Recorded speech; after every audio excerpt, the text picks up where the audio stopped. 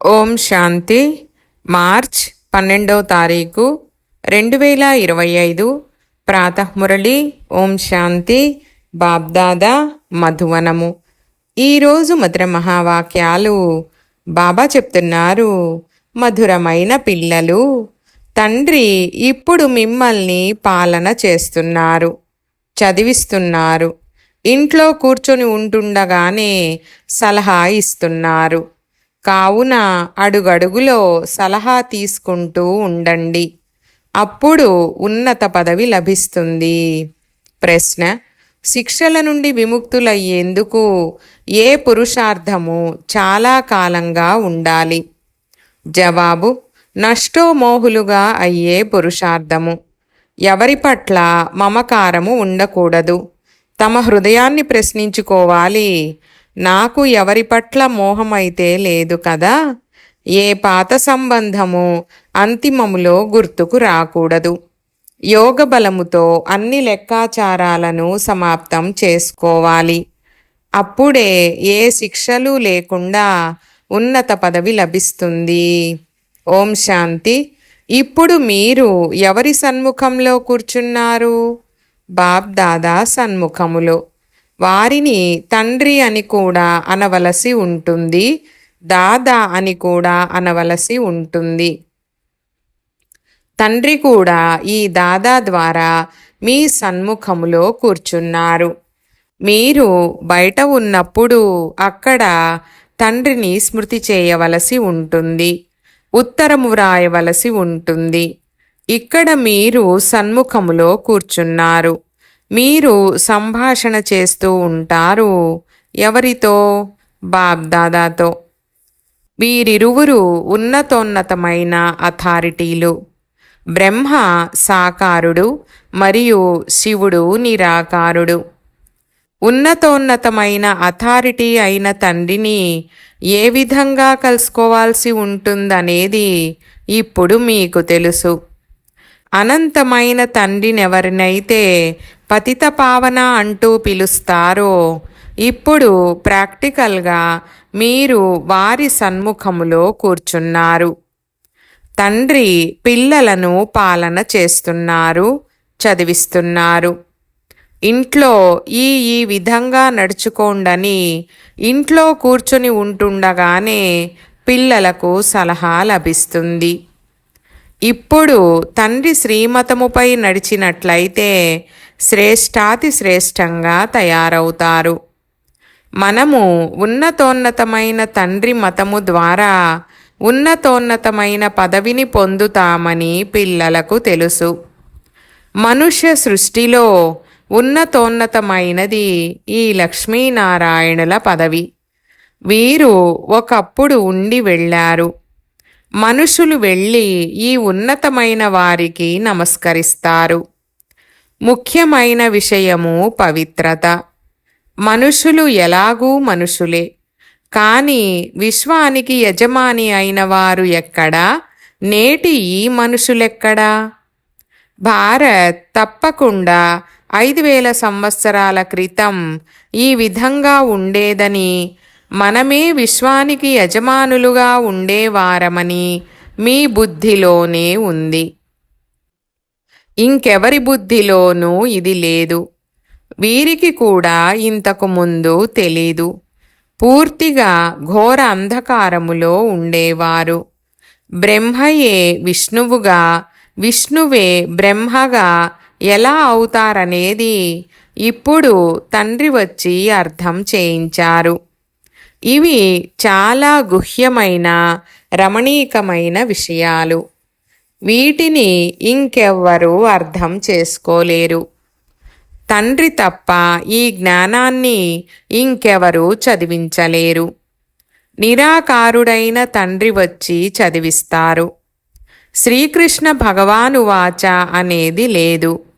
తండ్రి అంటారు, నేను మిమ్మల్ని చదివించి సుఖవంతులుగా చేస్తాను. ఆ తర్వాత నేను నా నిర్వాణధామములోకి వెళ్ళిపోతాను. ఇప్పుడు పిల్లలైన మీరు సతోప్రధానంగా తయారవుతున్నారు. ఇందులో ఖర్చు ఏమీ లేదు. కేవలం స్వయాన్ని ఆత్మగా భావిస్తూ తండ్రిని స్మృతి చేయాలి. చిల్లిగవ్వ ఖర్చు లేకుండా 21 జన్మల కొరకు మీరు విశ్వానికి యజమానులుగా అవుతారు.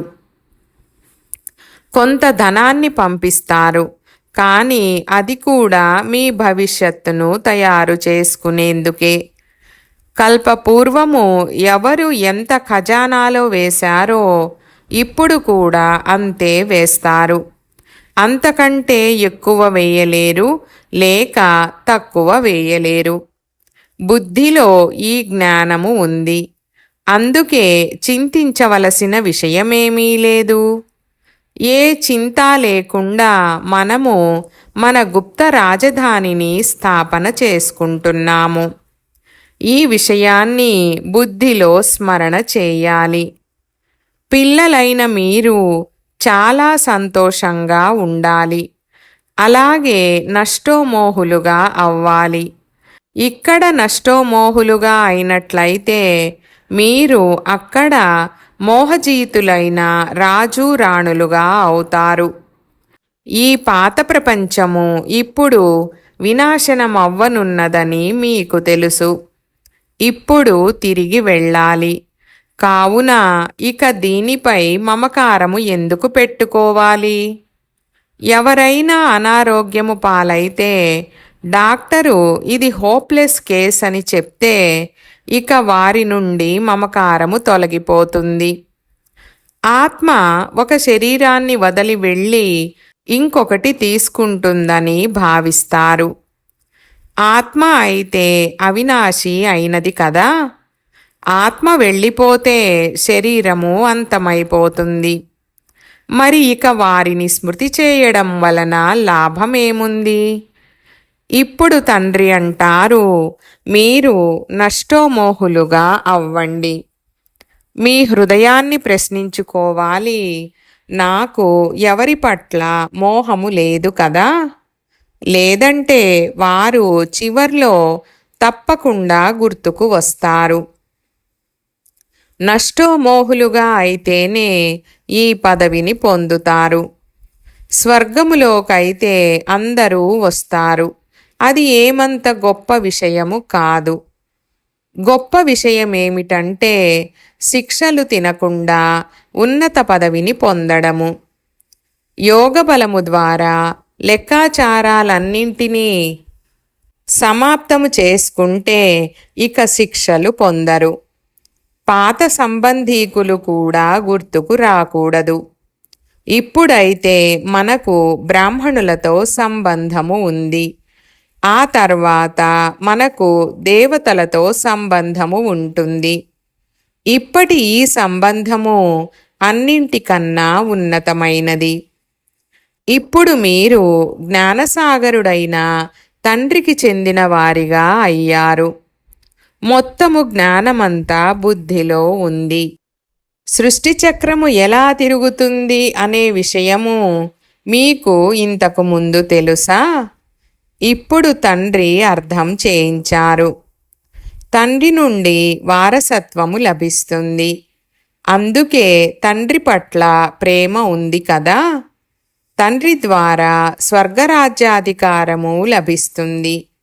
వారికి ఈ రథము నిశ్చితమై ఉంది. భారత్లోనే భగీరథుడని గాయనము చేయబడింది. తండ్రి రావడము కూడా భారత్లోనే వస్తారు. పిల్లలైన మీ బుద్ధిలో ఇప్పుడు 84 జన్మల మెట్ల వరస యొక్క జ్ఞానము ఉంది. ఈ 84 జన్మల చక్రములో మీరు తిరగవలసిందే అని మీరు తెలుసుకున్నారు. 84 జన్మల చక్రము నుండి విముక్తులవ్వలేరు. మీకు తెలుసు, మెట్లు దిగడానికి చాలా సమయము పడుతుంది. ఎక్కడానికి కేవలం ఈ అంతిమ జన్మయే పడుతుంది. అందుకే మీరు త్రిలోకనాథులుగా త్రికాలదర్శులుగా అవుతారని అంటారు. మేము త్రిలోకనాథులుగా అవ్వనున్నాము అన్న విషయము మీకు ఇంతకు ముందేమైనా తెలుసా? ఇప్పుడు తండ్రి లభించారు, శిక్షణను ఇస్తున్నారు. కావుననే మీరు అర్థం చేసుకుంటారు. బాబా వద్దకు ఎవరైనా వస్తే బాబా అడుగుతారు, ఇంతకు ముందు ఎప్పుడైనా ఈ డ్రెస్లో ఈ ఇంట్లోనే నన్ను కలుసుకున్నారా? అవును బాబా, కల్పకల్పము కలుసుకుంటామని అంటారు. అప్పుడు బ్రహ్మకుమారి వీరికి సరిగ్గా అర్థం చేయించారని భావిస్తారు. ఇప్పుడు పిల్లలైన మీరు స్వర్గము యొక్క వృక్షాలను ఎదురుగా చూస్తున్నారు, దగ్గరగా ఉన్నారు కదా. మనుషులు తండ్రి విషయంలో వీరు నామరూపాలకు అతీతుడని అంటారు. మరి పిల్లలు ఎక్కడి నుండి వస్తారు? అటువంటప్పుడు వారు కూడా నామరూపాలకు అతీతమైపోతారు. వారు ఉపయోగించే పదాలు పూర్తిగా తప్పు. ఎవరైతే కల్పపూర్వము అర్థం చేసుకొని ఉంటారో వారి బుద్ధిలోనే కూర్చుంటాయి. ప్రదర్శనీలో ఎలాంటి వారు వస్తారో చూడండి. కొందరైతే చెప్పుడు మాటలను విని ఇదంతా ఒక ఊహ అని రాసేస్తారు. అప్పుడు వారు మన కులానికి చెందినవారు కాదని భావించడం జరుగుతుంది. అనేక రకాల మనుషులు ఉన్నారు. మీ బుద్ధిలో మొత్తము వృక్షము, డ్రామా మరియు 84 జన్మల చక్రము ఉంది. ఇప్పుడు పురుషార్థము చేయాలి. అది కూడా డ్రామానుసారంగానే జరుగుతుంది. డ్రామాలో నిశ్చితమై ఉంది. అలాగని డ్రామాలో పురుషార్థం చేయాలని ఉంటే చేస్తాంలే అని అనుకోవడం కూడా కాదు. ఇలా అనడం తప్పు. అటువంటి వారు డ్రామాను పూర్తిగా అర్థం చేసుకోలేదు. ఇక వారిని నాస్తికులని అంటారు. వారు తండ్రి పట్ల ప్రేమను పెట్టుకోలేరు. డ్రామా రహస్యాన్ని తప్పుగా అర్థం చేసుకున్నట్లయితే కింద పడిపోతారు. అప్పుడిక వారి భాగ్యములో లేదని భావించడం జరుగుతుంది. విఘ్నాలైతే అనేక రకాలవి వస్తాయి. వాటిని లెక్క చేయకూడదు. తండ్రి అంటారు, మీకు ఏవైతే మంచి మాటలు వినిపిస్తామో వాటిని వినండి. తండ్రిని స్మృతి చేసినట్లయితే ఎంతో సంతోషంగా ఉంటారు. ఇప్పుడు 84 జన్మల చక్రము పూర్తవుతుంది. ఇప్పుడు మన ఇంటికి వెళ్ళాలని బుద్ధిలో ఉంది. ఈ విధంగా మీతో మీరు మాట్లాడుకోవాలి. పతితంగా ఉన్న మీరు వెళ్ళలేరు. మొదట తప్పకుండా ప్రియుడు ఉండాలి. వారి వెనుక ఊరేగింపు. భోళానాథుడి ఊరేగింపని అంటూ ఉంటారు కూడా. అందరూ నెంబరు వారుగా వెళ్ళవలసే ఉంటుంది. ఇంతమంది ఆత్మల గుంపు నెంబరు వారుగా ఎలా వెళ్తూ ఉండవచ్చు? మనుషులు పృథ్వీపై ఎంత స్థలాన్ని ఉపయోగిస్తారు? ఎంత ఫర్నిచర్, ఆస్తి మొదలైనవి కావాలి. వాస్తవానికి ఆత్మ ఒక బిందువు. ఆత్మకు ఏమి కావాలి? ఏమీ అవసరం లేదు. ఆత్మ ఎంత తక్కువ స్థానాన్ని తీసుకుంటుంది? ఈ సాకారీ వృక్షానికి మరియు ఆ నిరాకారీ వృక్షానికి ఎంత తేడా ఉంది? అది బిందువుల వృక్షము. ఈ విషయాలన్నీ తండ్రి బుద్ధిలో కూర్చోబెడతారు. మీరు తప్ప ఈ విషయాలను ప్రపంచంలో ఇంకెవ్వరూ వినలేరు. తండ్రి ఇప్పుడు మీ ఇల్లు మరియు రాజధాని యొక్క స్మృతిని కలిగిస్తున్నారు. పిల్లలైన మీరు రచయితను తెలుసుకోవడం ద్వారా సృష్టి చక్రపు ఆది మధ్యాంతాలను తెలుసుకుంటారు. మీరు త్రికాలదర్శులుగా ఆస్తికులుగా అయ్యారు. మొత్తం ప్రపంచమంతటిలో ఆస్తికులంటూ ఎవరూ లేరు. అది హద్దులోని చదువు, ఇది అనంతమైన చదువు. అక్కడ అనేక మంది టీచర్లు చదివిస్తారు. ఇక్కడ ఒక్కరే టీచరు చదివిస్తారు. వీరు అద్భుతమైన వారు. వీరు తండ్రి కూడా, టీచర్ కూడా, అలాగే గురువు కూడా. వీరు మొత్తం ప్రపంచమంతటికీ టీచర్. కానీ అందరూ చదివేది లేదు. తండ్రిని అందరూ తెలుసుకుంటే ఇక బాబ్దాదాను చూసేందుకు అందరూ పరుగెడతారు. గ్రేట్ గ్రేట్ గ్రాండ్ ఫాదర్ అయిన ఆడంలోకి తండ్రి వచ్చారని తెలిసిందంటే ఇక వెంటనే పరిగెత్తుకుంటూ వచ్చేస్తారు. తండ్రి ప్రత్యక్షత ఎప్పుడు జరుగుతుందంటే యుద్ధము ప్రారంభమైనప్పుడు. ఇక అప్పుడు ఎవరు రాలేరు కూడా. ఈ అనేక ధర్మాల వినాశనము కూడా జరగనున్నదని మీకు తెలుసు. మొట్టమొదట ఒక్క భారత్యే ఉండేది. అప్పుడు ఇతర ఏ ఖండము ఉండేది కాదు. ఇప్పుడు మీ బుద్ధిలో భక్తి మార్గపు విషయాలు కూడా ఉన్నాయి. బుద్ధి ద్వారా వాటినేమీ మర్చిపోరు కదా. కానీ అవన్నీ గుర్తున్నప్పటికీ ఈ జ్ఞానము ఉంది. భక్తి పాత్ర ఇక పూర్తయింది. ఇప్పుడిక మేము ఇంటికి వెళ్ళాలి. ఇక ఈ ప్రపంచంలో ఉండేది లేదు. ఇంటికి వెళ్ళేందుకు సంతోషము ఉండాలి కదా. మీదిప్పుడు వానప్రస్థ అవస్థ అని పిల్లలైన మీకు అర్థం చేయించడం జరిగింది. మీరు 2 పైసలను రాజధాని స్థాపన చేయడంలో ఉపయోగిస్తారు. అది కూడా కల్పపూర్వము ఏ విధంగా చేశారో ఖచ్చితంగా అలాగే చేస్తారు. మీరు కూడా ఖచ్చితంగా కల్పపూర్వము వారే. బాబా మీరు కూడా కల్పపు పూర్వము వారే అని మీరు అంటారు. మనము కల్పకల్పము బాబా ద్వారా చదువుకుంటాము. శ్రీమతముపై నడుస్తూ శ్రేష్టంగా తయారవ్వాలి. ఈ విషయాలు ఇంకెవరి బుద్ధిలోనూ ఉండవు. మేము శ్రీమతము ఆధారంగా మా రాజధానిని స్థాపన చేసుకుంటున్నామని మీకు సంతోషము ఉంది. తండ్రి కేవలం పవిత్రంగా అవ్వండని చెప్తున్నారు. మీరు పవిత్రంగా అయినట్లయితే మొత్తం ప్రపంచమంతా పవిత్రంగా అవుతుంది. అందరూ తిరిగి వెళ్ళిపోతారు. మిగిలిన ఇతర విషయాలను గురించి అసలు మనము ఎందుకు చింతించాలి? ఎలా శిక్షలు పొందుతారు, ఏమవుతుంది అన్న దానిలో మనదేం పోతుంది? మనము మన గురించి చింతించాలి.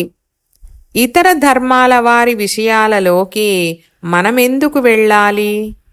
మనము ఆది సనాతన దేవీ దేవతా ధర్మానికి చెందిన వారము.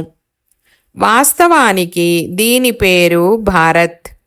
ఆ తర్వాత హిందుస్థాన్ అన్న పేరు పెట్టారు. హిందూ ధర్మమంటూ ఏదీ లేదు.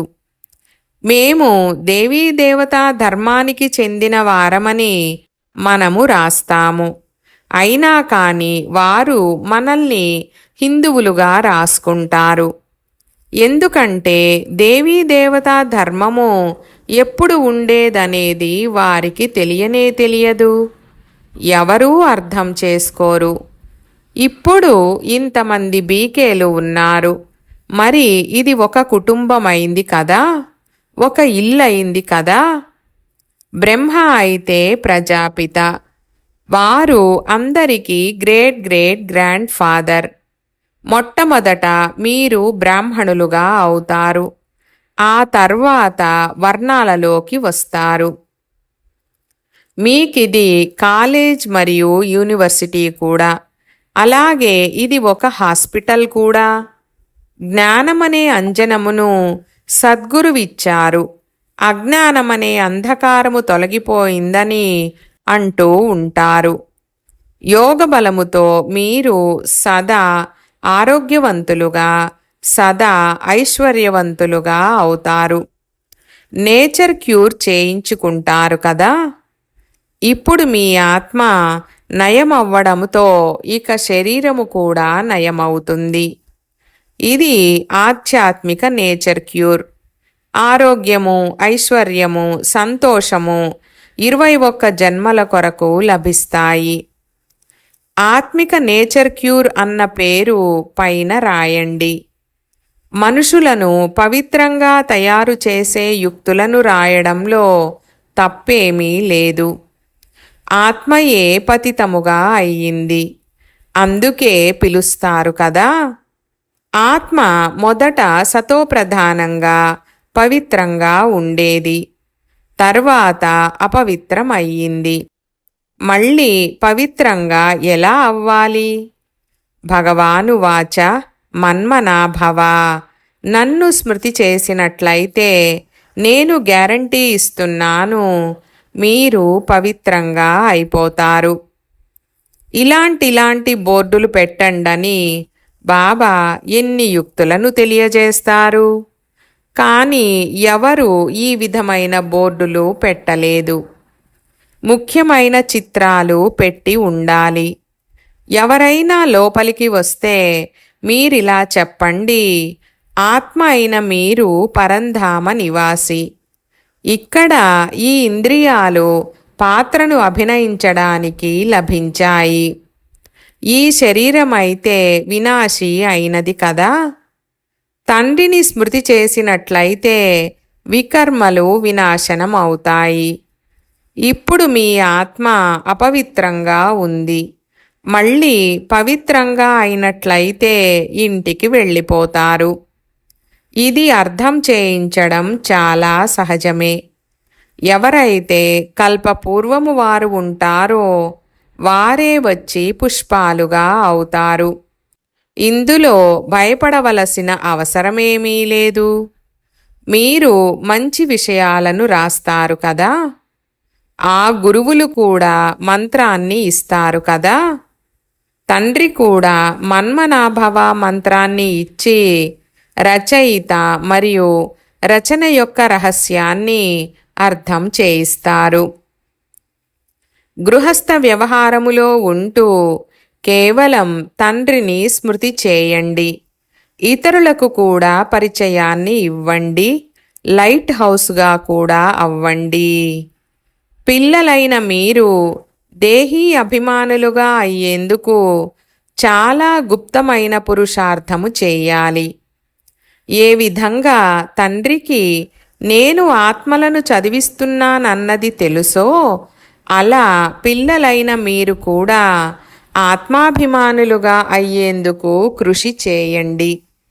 నోటితో శివశివ అని కూడా అనకూడదు. స్వయాన్ని ఆత్మగా భావిస్తూ తండ్రిని స్మృతి చేయాలి. ఎందుకంటే తలపై పాపాల భారము ఎంతో ఉంది. స్మృతి ద్వారానే మీరు పావనంగా అవుతారు. కల్పపూర్వము ఎవరు ఎలా వారసత్వాన్ని తీసుకుని ఉంటారో వారే తమ సమయాలలో వచ్చి తీసుకుంటారు. ఇందులో ఎలాంటి మార్పులు జరగవు. దేహీ అభిమానులుగా అయ్యి తండ్రిని స్మృతి చేయడమే ముఖ్యమైన విషయము. అప్పుడిక మాయా చెంపదెబ్బలు తినరు. దేహాభిమానములోకి రావడం వలన ఏదో ఒక వికర్మ జరుగుతుంది. ఇక దాని వలన 100 రెట్లు పాపం అవుతుంది. మెట్లు దిగడానికి 84 జన్మలు పట్టాయి. ఇప్పుడు మళ్ళీ ఎక్కే కళ ఒక్క జన్మలోనే జరుగుతుంది. బాబా వచ్చేటప్పటికి లిఫ్ట్ యొక్క ఇన్వెన్షన్ కూడా జరిగింది. పూర్వమైతే నడుముకు చేయి ఆంచుకొని మెట్లు ఎక్కేవారు. ఇప్పుడు సహజమైన లిఫ్టు వెలువడింది. ఇది కూడా లిఫ్ట్ వంటిదే. దీని ద్వారా ముక్తి మరియు జీవన్ముక్తిలోకి 1 సెకండులో వెళ్తారు. జీవన బంధనంలోకి రావడానికి 5000 సంవత్సరాలు 84 జన్మలు పడుతుంది. జీవన్ముక్తిలోకి వెళ్లేందుకు 1 జన్మ పడుతుంది. ఇది ఎంత సహజము. మీకంటే వెనుక ఎవరైతే వస్తారో వారు వెంటనే పైకెక్కుతారు. మేము పోగొట్టుకున్న వస్తువును ఇవ్వడానికి తండ్రి వచ్చారని భావిస్తారు. కావున వారి మతముపై తప్పకుండా నడుస్తారు. అచ్చా, मीठे मीठे सिकीलधे बच्चों प्रति मात पिता बाप दादा का याद प्यार और गुड मॉर्निंग. रूहानी बाप की रूहानी बच्चों को नमस्ते. हम रूहानी बच्चों की रूहानी बाप दादा को याद प्यार, गुड मॉर्निंग और నమస్తే నమస్తే బాబా నమస్తే. ధారణ కొరకు ముఖ్య సారము. 1వ పాయింట్, ఏ చింత లేకుండా మీ గుప్తమైన రాజధానిని శ్రీమతము ఆధారంగా స్థాపన చేయాలి. విఘ్నాలను లెక్క చేయకూడదు. కల్పక్రితము ఎవరైతే సహాయం చేశారో వారు ఇప్పుడు కూడా తప్పకుండా చేస్తారని బుద్ధిలో ఉండాలి. ఇందులో చింతించవలసిన విషయమేమీ లేదు. 2వ పాయింట్, సదా సంతోషముండాలి. ఇప్పుడిది మా వానప్రస్థావస్థ. మేము తిరిగి ఇంటికి వెళ్తున్నాము.